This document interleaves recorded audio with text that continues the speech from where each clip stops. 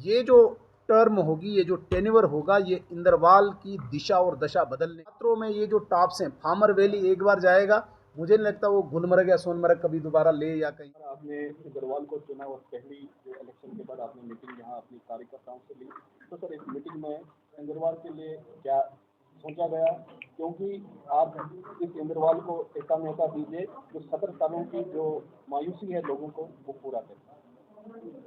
आपका बहुत बहुत शुक्रिया। तीसरी बार भारतीय जनता पार्टी की सरकार बनी और भारत के इतिहास में 1962 के बाद आदरणीय नरेंद्र मोदी जी ने तीसरी बार प्रधानमंत्री के रूप में शपथ ली। जहाँ तक बात आती है आज के इस इंदरवाल कॉन्स्टिट्यूंसी की, ये जो मीटिंग थी ये शुद्ध रूप से तंजीमी मीटिंग थी, ऑर्गेनाइजेशनल मीटिंग थी।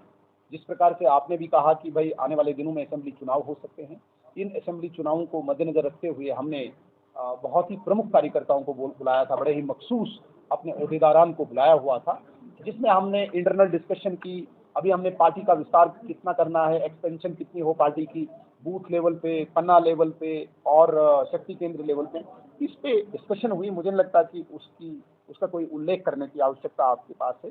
जहाँ तक बात आपने कही कि इंदरवाल को एक ऐसा नेता दीजिए, नेता तो हम देंगे लेकिन इंदरवाल के लोगों को नेता बनाना होगा।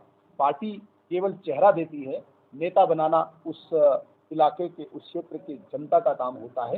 ये यकीन मानिए, जब जब भारतीय जनता पार्टी ने यहाँ पे लड़ा है, बड़ी मजबूती के साथ लड़ा है और जो भी चेहरा दिया है, मजबूत चेहरा दिया है। एक भारतीय जनता पार्टी, चाहे अपोजिशन है चाहे रूलिंग है, दोनों सूरतों में भारतीय जनता पार्टी का कार्यकर्ता यहाँ पे टिका रहा।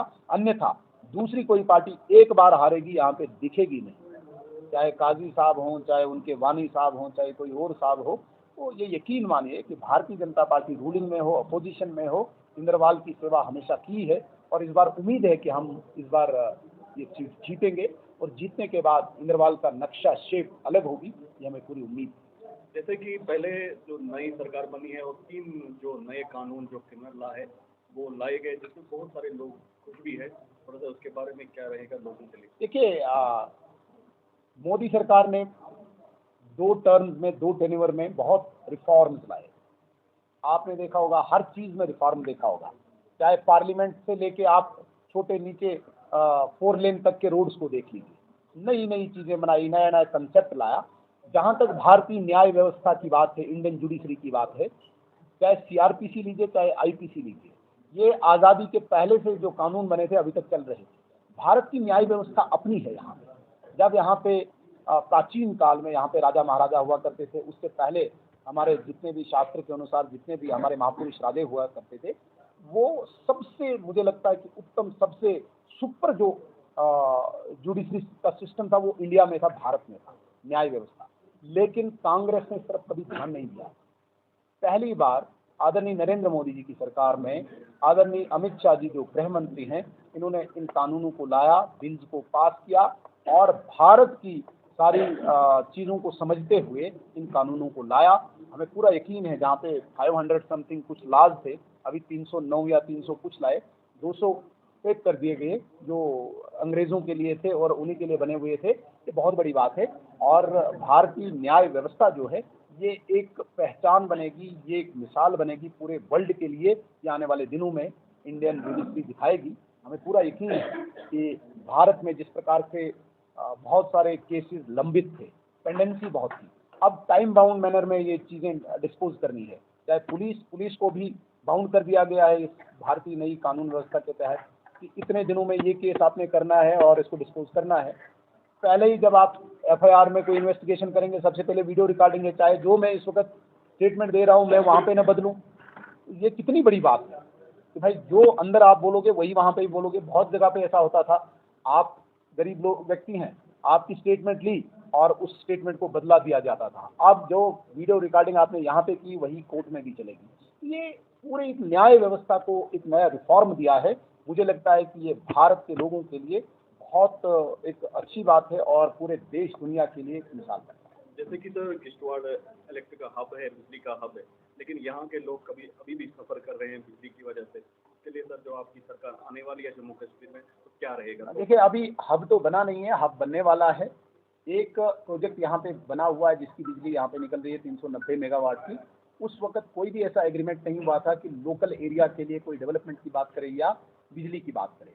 क्या होता है कि जहाँ पे बिजली जनरेट होती है वहाँ पे इसकी जो कैपेसिटी होती है, इसको लेने के लिए भी आपके पास कोई न कोई ऐसा रिजर्वायर, जैसे आप 6 इंच की पाइप लाते हैं तो सीधे घर में नहीं ला सकते ना, उसको किसी रिजर्वायर में डालना है, फिर 3 इंच की लेंगे, फिर आप आधे इंच का कनेक्शन लेते हैं। उसी प्रकार से जिस कैपेसिटी की ये बिजली यहाँ पे जनरेट होती है, आपके पास ऐसा रिसीविंग स्टेशन था ही नहीं जहाँ पे आप उसको स्टेप डाउन करते। 340 मेगावाट बोलते हैं, 333 इस प्रकार का कुछ मेगावाट बोलते हैं, आपको चाहिए 11 केवी, तो कैसे लेते आप? जहाँ पे बिजली बनेगी, अगर यहाँ के किसी भी सिस्टम को आप वो दोगे तो सारा सिस्टम जला देगा। इसके लिए यहाँ से बिजली किशनपुर जाती है, किशनपुर से वापस आएगी या नॉर्थ ग्रिड में जाएगी। पहली बार हमारी सरकार ने यहाँ पे इस प्रकार का ग्रिड स्टेशन बनाना शुरू कर दिया है, मेलन के मकाम पे, जिसे हम त्रिगाम एरिया कहते हैं, जहाँ पे बिजली जो जनरेशन होगी उसको कलेक्ट किया जाएगा, स्टेप डाउन करके आप यहाँ पे बिजली भी दे सकते हैं। इस प्रकार का निज़ाम शुरू किया है। ये सारी चीज़ें भारतीय जनता पार्टी की सरकार में हुई है। अगर इनमें पहले कभी शुरू किया होता तो आज हमें ये मुश्किलात नहीं देखनी पड़ती, लेकिन आज हमने शुरू किया है। आने वाली जनरेशन को सुख सुविधाएं मिलेंगी और हमारे बुढ़ापे के दिन भी अच्छे निकलेंगे, ऐसी हमें उम्मीद है। हाँ, जब ये पूरी बिजली बनेगी उसके बाद किश्तवाड़ में बिजली 24 घंटे रहे, इसकी भी व्यवस्था की जा रही है। जैसे कि सिमसन बात हुई सर, उसमें अब एक लोगों की मांग है और टूरिस्ट की मांग है कि वहाँ का सेल टावर होना चाहिए, इंटरनेट होना बहुत ज़रूरी है और शेल्टर, एक शेड होना चाहिए।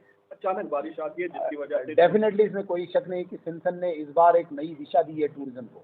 मैं 2-3 बार जब श्रीनगर से आया, एक बार तो मैं जैम में फंस गया।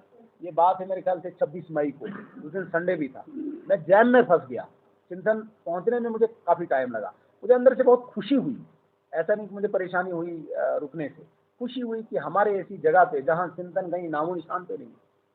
कुछ दिनों से आप लोगों ने, विशेषकर रंगील ठाकुर ने सिमसन को काफ़ी एक्सप्लाइट किया और आज कहीं न कहीं मैप पे है। कहा जा रहा है कि अभी तक 1,05,000 टूरिस्ट सिमसन आया है, छोटी बात नहीं है।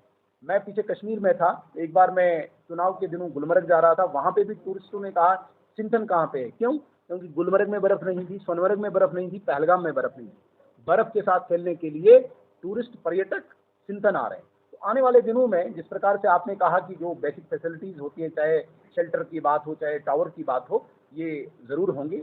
ये सारा टेकअप किया हुआ है, लेकिन थोड़ा सा इंस्टॉल करने में टाइम लगेगा। मुझे लगता है कि कुछ सुविधाएं अगले साल तक आपको दिखेंगी और आने वाले 2-4 साल में सिमसन का नज़ारा बिल्कुल डिफरेंट होगा, ये मैं आपको विश्वास दिलाता हूँ। क्योंकि लोग आपको बहुत चाहते हैं और लोगों को आपसे बहुत उम्मीदें हैं, तो इंद्रवाल के लोगों का लास्ट पैगाम आपकी तरफ से क्या रहेगा?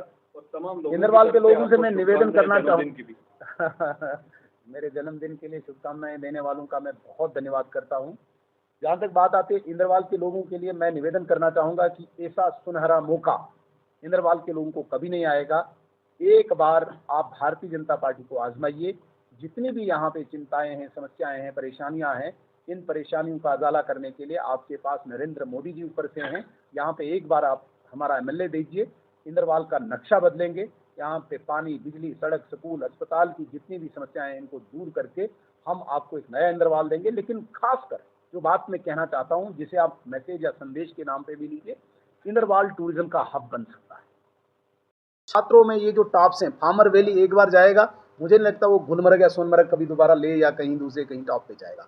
इसलिए ये जो टर्म होगी, ये जो टेन्योर होगा, ये इंद्रवाल की दिशा और दशा बदलने के लिए होगा। अगर एक चूक इंद्रवाल के किसी वर्कर नहीं कहूँगा, व्यक्ति ने की, तो ये जो स्वप्न देखा हमने इंद्रवाल के नए टूरिज्म हब का, ये टूट जाएगा। इसलिए आपसे निवेदन है कि इंद्रवाल को टूरिज्म हब बनाने के लिए भारतीय जनता पार्टी के कैंडिडेट को इस बार जिताइए। इतना ही मैं निवेदन करूँगा। धन्यवाद।